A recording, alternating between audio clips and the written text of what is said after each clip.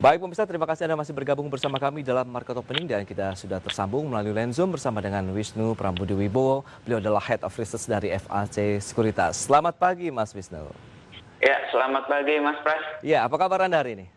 Ya, alhamdulillah baik. Baik, luar biasa juga seiring dengan market global juga yang menghijau begitu. Karena memang ada ekspektasi Partai Demokrat begitu akan yang menjadi pemenang pemilu Pilpres. Sementara di dalam negeri PSBB kita tahu rem daruratnya ini sudah mulai dilonggarkan sedikit begitu dan masuk dalam PSBB transisi. Nah, bagaimana ini bisa menjadi trigger bagi pergerakan market pada saat indeks harga saham gabungan dibuka pada awal pekan ini Mas Wisnu?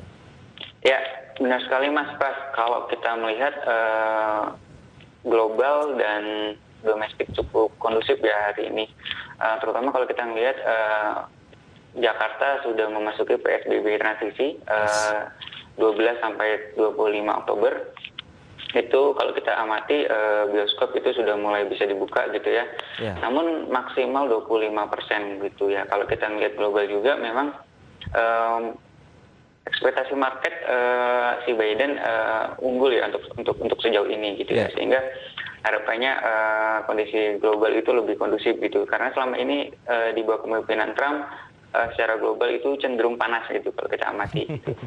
Iya itu dia. Memang kalau kita cermati banyak yang sudah mulai gerah ya dengan berbagai sepak terjang yang dilakukan oleh Donald Trump gitu. Tapi ini memang menjadi salah satu karakter juga nih yang membuat Amerika seperti saat ini begitu kondisinya. Tapi bagaimana juga dengan paket stimulus yang apabila memang kita tahu DPR juga dikuasai oleh Demokrat, kemudian apabila pun Demokrat menjadi pemenang, apakah ini menjadi salah satu juga sentimen yang luar biasa untuk menggerakkan pasar lebih hijau lagi? Ya, memang yang terbaru adalah Trump mengajukan paket stimulus tambahan gitu ya, yang tadinya 1,2 menjadi 1,6, jadi which is itu lebih tinggi gitu. Kalau kita melihat memang sejauh ini ekonomi Amerika itu tidak akan begitu cepat pemulihannya, karena memang Donald Trump sendiri lebih fokus, atau kita melihat itu lebih akan fokus ke pemilunya nanti 3 November 2020. Jadi kalau kita lihat ekonominya pasti akan cenderung slow down lah, kita tahu ya. Walaupun Q4 ini sebenarnya hampir seperti di Indonesia itu sebagai penentuan dari recovery ekonomi itu sendiri gitu. Nah, strategi bagi investor nanti pada saat awal pekan, apakah juga akan mendorong banyak investor masuk ke pasar modal begitu, mengingat ada pelonggaran kemudian mulai disasarkah sektor-sektor retail yang bisa menjadi pilihan investasi? Ya, kalau kita memasuki awal pekan biasanya akan cenderung optimis ya.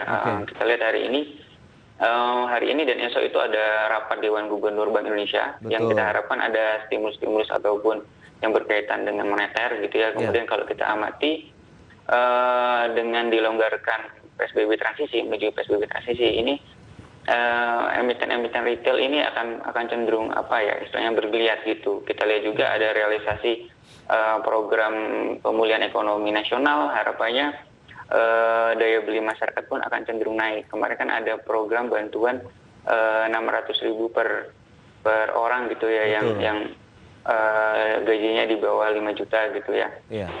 Itu kita melihat menjadi trigger untuk di Oktober ini itu market itu akan cenderung lebih kondusif gitu.